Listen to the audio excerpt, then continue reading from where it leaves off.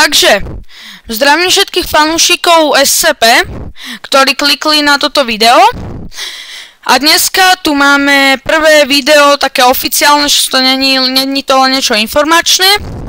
A je to čítanie záznamov. A hovorím záznamov, pretože mal som v pláne urobiť záznam SCP-173, to je táto soška, ktorú tu vidíte na tejto fotke. Ale toto všetko je ten text o nej. A to by som mal video na 3 minúty. Takže som sa rozhodol, že v tomto videu budú 3 SCPčka. 173, 096 a 049. Sú to také tie najväčšie klasiky, ktoré určite si poznáte. A preto ich chcem mať rýchlo za sebou, nech sa môžeme vrhnúť na niečo zaujímavejšie. Takže môžeme sa na to vrhnúť. A inak, ešte jedna zaujímavá informácia. Ja, kto to tu hovorí, číta, a tento youtuber, ja som z Radio 5. Prezradím vám moje veľké tajomstvo. Ale teraz už k záznamu. Takže, SCP-173, trieda objektu, Euclid, špeciálne zadržiavace procedúry. SCP-173 musí byť vždy v uzamčenom kontajneri. Keď musí personál vstúpiť do kontajneru, nesmie vstúpiť menej než 3 osoby. A dvere sa za nimi musia vždy znova zamknúť. Aspoň 2 ľudia musia vždy udržiavať priamy očný kontakt s SCP-173, pokiaľ personál nevyčistí a znovu nezamkne kontajner. Inak ešte jedna moja poznámka, je to v češtine, lebo ten text, pretože Slovensko svoju SCP stránku s prekladmi nemá. Niektoré budem prekladať prekladačom, tí, ktoré nie sú ani tu preložené, takže hej. Ospravedlňujem sa za občas moje nedokonalé preklady. Popis. Prevezené do oblasti 19 v roku 1993. Pôvod je zatiaľ neznámy, vyrobené z betónu a železa s trochou krajlonového spreja. SCP-173 je živé a extrémne nepriateľské. Objekt sa nemôže pohybovať, keď je priamo pozorovaný. Očný kontakt s SCP-173 nesmie byť za žiadnu cenu prerušený. Členovia personálu, ktorí vstupujú do kontajmentu, musia jeden druhého upozorniť, než žmurknú. Objekt údajne útočí zlomením krku tesne pri lebke alebo škrtením. V prípade útoku musí personál nasledovať procedúry pre zaistenie nebezpečného objektu triedy 4. Personál hlási zvuky škrábania o kameň vychádzajúce z kontajneru, keď vnútri nikto nie je. Toto je považované za normálne a akákoľvek zmena správania by mala byť nahlásená nadriadenému HMCL, to neviem čo znamená, v službe. Červeno-hnedá substancia na podlahe je kombinácia výkalov a krvi. Zvláštne. Pôvod týchto materiálov je neznámy. Výbeh musí byť čistený za 2 týždne. Jeden raz za 2 týždne asi. Toto príde hodne zaujímavé, že pôvod týchto materiálov je neznámy. To tam nemôžu dať kameru a zistiť to tak? Alebo, ja neviem, až toto niekto viete, že prečo dajme tomu kamera tam byť nemôže, tak mi to môžete napísať do komentárov. A teraz sa vrhneme na naše druhé SCP a tým je 096. Takže SCP-096, trieda objektu Euclid, známy ako Šajkaj. Poznáte, ale... Takže špeciálne zadržiavace procedúry. SCP-096 musí byť neustále zadržované vo svojej cele. Vzduchotesnej oceľovej krychli 5x5x5 metrov. Jeden raz za týždeň treba previesť prehliadku kvôli škvíram alebo dieram. Pardon, neviem, ako sa prekladá slovo škvíram. V celé SCP-096 nesmie byť žiadny kamerový systém alebo iné optické zariadenia. Bezpečnostný personál použije predom nainštalované tlakové senzory a laserové detektory, aby sa uistili, že SCP-096 je vo svojej cele. Akékoľvek fotky, videá alebo nahrávky v podobe SCP-096 sú striktne zakázané bez súhlasu od doktora a opäť. Inak keď tam bude cenzúra, tak budem proste hovoriť iba doktor, hej, proste DR. No. Popis.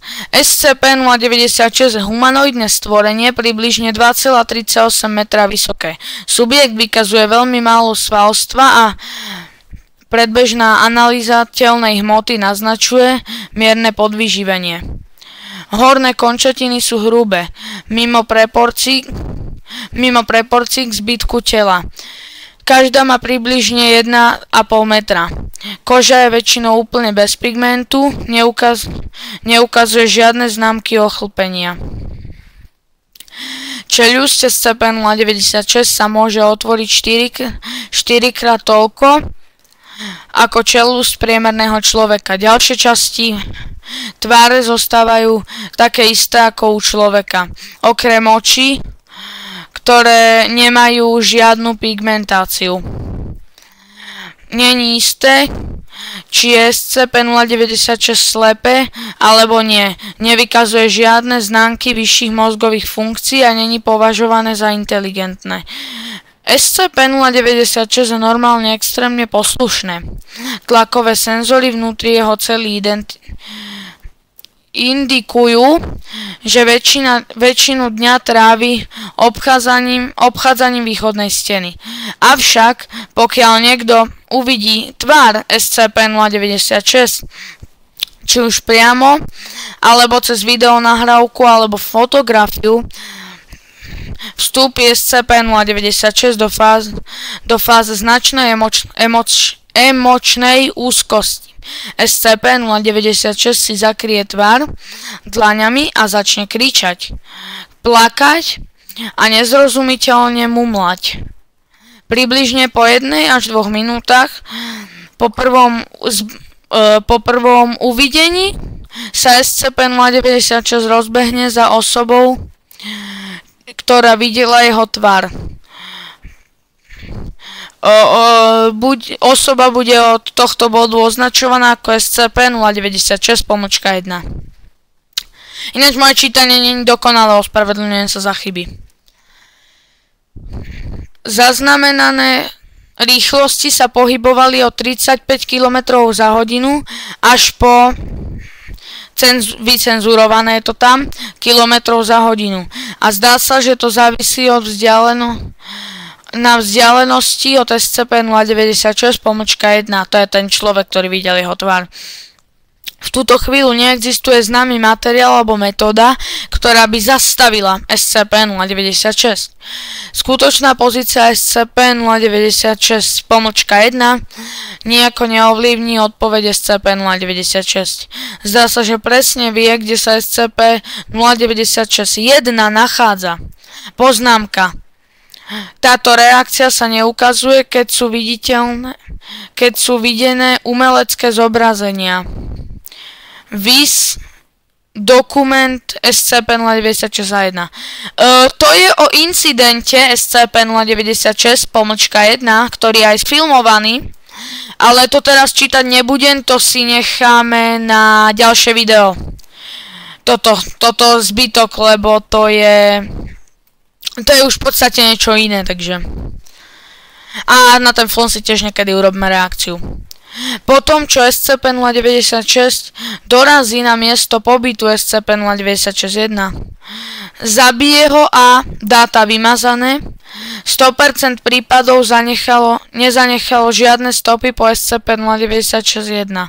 SCP-096 si potom sadne a niekoľko minút sa opäť stane neškodným. Pardon, mal som trochu problém s prekladom. Potom sa pokúsi vrátiť do svojho prirodzeného prostredia, dáta vymazané. To je ako, že to tam nie je napísané. Hej, tuto to vidíte. Kvôli možnosti hromadnej reťazovej reakcie, včetne, ak sa prekladá včetne, OK. Včetne, neviem, jak sa to prekladá, pardon. Prerazenie nadácie a veľké straty civilných životov je opätovné zabezpečenie subjektu prioritou alfa. Toto úprimne neviem, čo znamená. Kto viete, tak mi to napíšte do komentárov. Doktor navrhol petíciu pre okamžitú termináciu SCP-096. Vys rozhovor 096-1. Príkaz čaká na schválenie. To je prečiarknuté, asi už je to neplatné. Terminačný príkaz bol schválený a bude vynesený doktorom dňa, dáta vymazané, Vys incident 096 A1. Toto bol záznam SCP-096. Je to veľmi zaujímavé. Inak tento kanál som sa rozhodol založiť aj preto, že ani ja moc SCP tých neznámejších nepoznám, takže to bude fajn aj pre mňa. A teraz ideme na posledné SCP, SCP-049, Morový doktor. Tu máme dokonca aj fotku. Tu ho vidíte, tu ešte jedna potom. A inak tento príbeh si zase čítať nebudeme. To si necháme zase na budúce. Jedine možno túto hlasovku si pustíme. Aj mňa zaujíma, čo na tej hlasovke je. Objekt 0 SCP-049. Trieda objektu Euclid. Inak Euclid znamená, sú triedy, aj keď to si detailnejšie vysvetlíme v inom videu. Safe Euclid Keter, sú to obťažnosti zadržania. Safe je bezpečná alebo ľahká. Euclid je stredná a Keter je veľmi nebezpečná, skoro až nemožné zadržať. Nevysvetlil som to úplne najlepšie, ale to si vysvetlíme v inom videu. A teraz už ideme na SCP-049. Špeciálne zadržiavacie procedúry. SCP-049 je držané vnútri klasickej zaisťovacej humanoidnej cely vo výskumnom sektore 02 v oblasti 19. SCP-049 musí byť pod vplyvom sedatív pred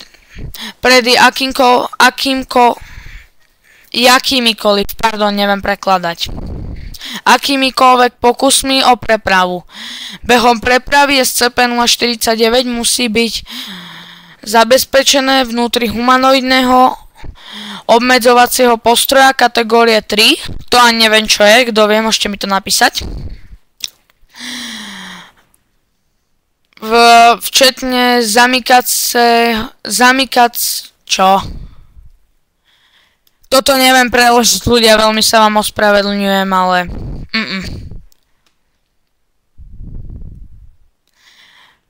Včetne zamykacieho límca a rozšíreného obmedzenia. Pardon, občas potrebujem chvíľu, napríklad dúfam, že vám to moc nevadí.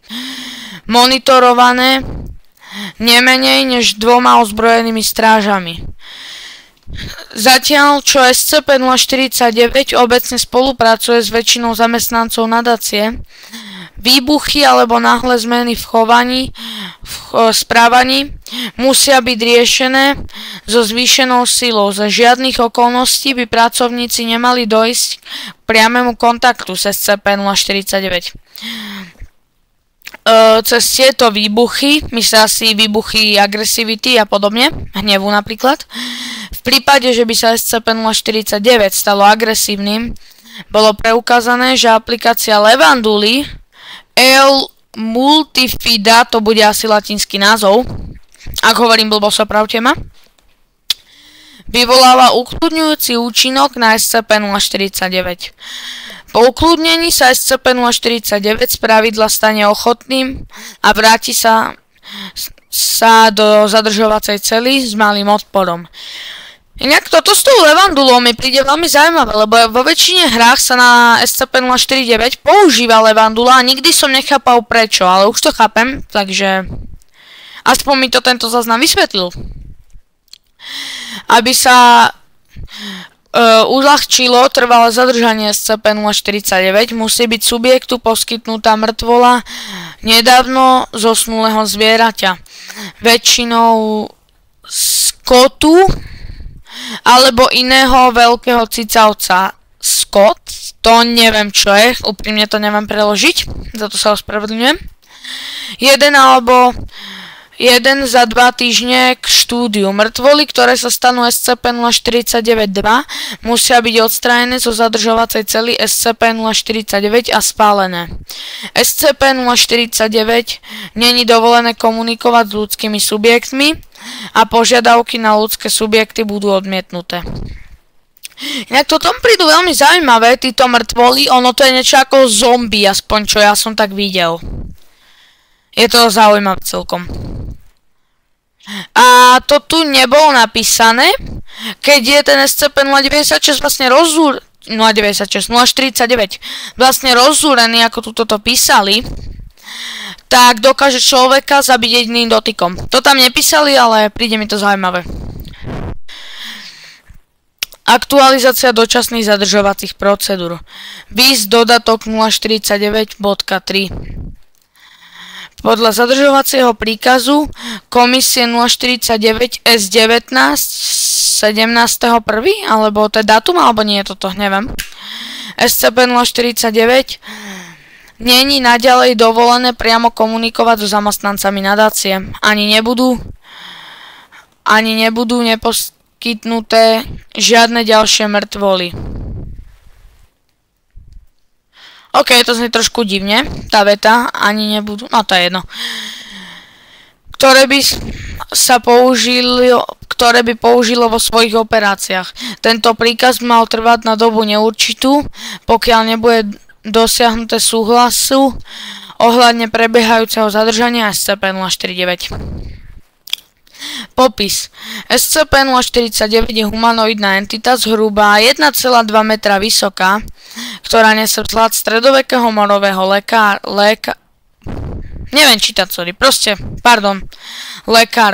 Zatiaľ čo SCP-049 vyzerá, že má na sebe tlsté rúcho s keramickou maskou, používajúcu pre túto profesiu, odevy sa miestom z toho zdajú, že časom vyrástli z tela SCP-049 a sú skoro nerozoznateľné čohokoľvek, čo je pod nimi. Rentič ukazuje, že navzdory tomu má SCP-049 humanoidnú kostrnú štruktúru pod svojou vňajšou vrstvou. Čo je rentišt? Rentgen. Neviem. Toto neviem, čo je. SCP-049 je schopné reči v mnohých jazykoch, ale preferuje angličtinu alebo stredovekú francúzštinu. Zatiaľ čo SCP-049 je oblečené obecne priateľské a kooperatívne s nadačnými pracovníkmi, môže sa stať podráždeným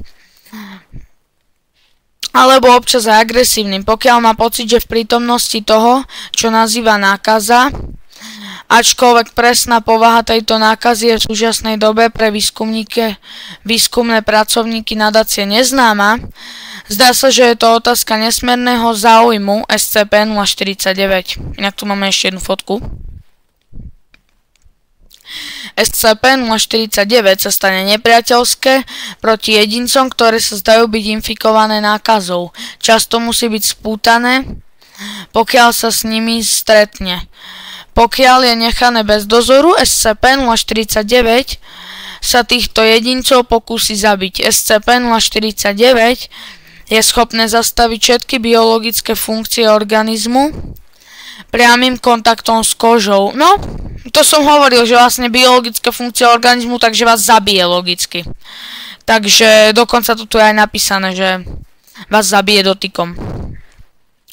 Jak sa toto deje, je v súčasnej dobe neznáme. A pitvy obetí SCP-049 boli vždy nepriekazné. SCP-049 vyjadrilo frustráciu, že sa stretlo s nepriateľom, ktorý má pocit, že v prítomnosti toho, čo nazýva nákaza, ačkoľvek presná povaha tejto nákazy je v súčasnej dobe neznáma. Rentič ukazuje, že navzdory tomu, čo nazýva nákaza, SCP-049 alebo výčitky svedomia po týchto zabitých vykazujúce, že urobili málo pre zabitie nákazy. Akčkoľvek sa obvykle bude snažiť previesť surovú operáciu pomocou nástrojov obsiahnutých v čiernej lekárskej taške, ktorú so sebou po celú dobu nosí, zatiaľ tieto operácie neboli vždy úspešné. Väčšinou vyústili vo vytvorení SCP-049-2. To je zaujímavé, ja by som povedal, že on chce vytvárať tie SCP-0492, ale iba moja teória, čo som tak pochopil aj z videí. A samozrejme v tých videách nemusia byť vždy ako presné. SCP-049-2, pomlčka 2, sú oživené mŕtvoly, ktoré boli operované SCP-049-2. No, takže voľačo ako zombici, aj zombíky je technicky oživená mŕtvola. Zdá sa, že nemajú žiadne prechodzie spomienky, proste spomienky, čo mali predtým. Alebo mentálne funkcie, iba základné motorické schopnosti a reakcie. A keď sú obecne neaktívne a pohybujú sa veľmi málo, môžu sa stať extrémne agresívnymi, pokiaľ sú vyprovokované, alebo sú riadené SCP-049.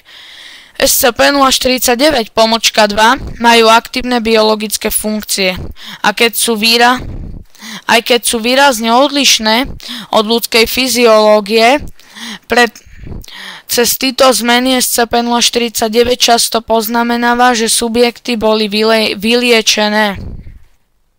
Dodatok SCP-049 pomlčka 1 objav. SCP-049 bolo objavené cez vyšetrovanie neznámych zmiznutí v meste Mount Ben. Prekvapuje ma, že lokácia není vycenzurovaná, to väčšinou býva. V južnej Francii, v južnom Francúzsku, tak. Cez ráziu v miestnom dome vyšetrovatelia našli niekoľko SCP-049 pomlčka 2 spolu s SCP-049.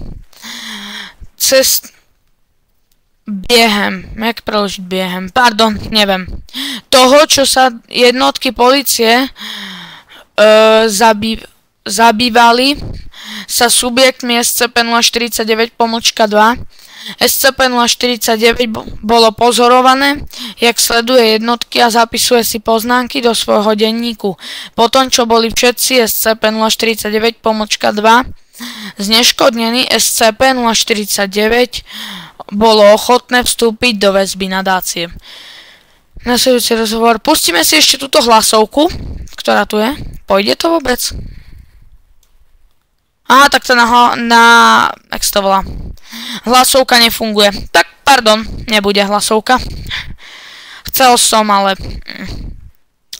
Takže, toto bolo SCP-049-2.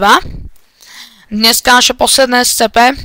Ospravedlňujem sa, že niektoré slova som nevedel preložiť, ale jednoducho není som Čech, není som taký dobrý v češtine. A ešte sa chcem ospravedlniť za to minulé video, že tam na chvíľu na konci skočil môj nahrávací program, bo sa mi nepodarilo úplne dobre vypnúť natáčanie. Takže ospravedlňujem sa, to stane znova. Takže, toto boli dnešné 3 SCP záznamy. Ospravedlňujem sa inak ešte za moje nedokonalé čítanie, ale ja akože čítam dosť, ale väčšinou len sám pre seba, ja moc nahlas nečítavam, takže verím, že to bude len zlepšovať. Takže tak, dneska sme si dali 3 záznamy, takže dúfam, že sa vám video páčilo, ak áno, dajte mi like, odber a budem sa tešiť v ďalšieho videa, takže zatiaľ dovidenia.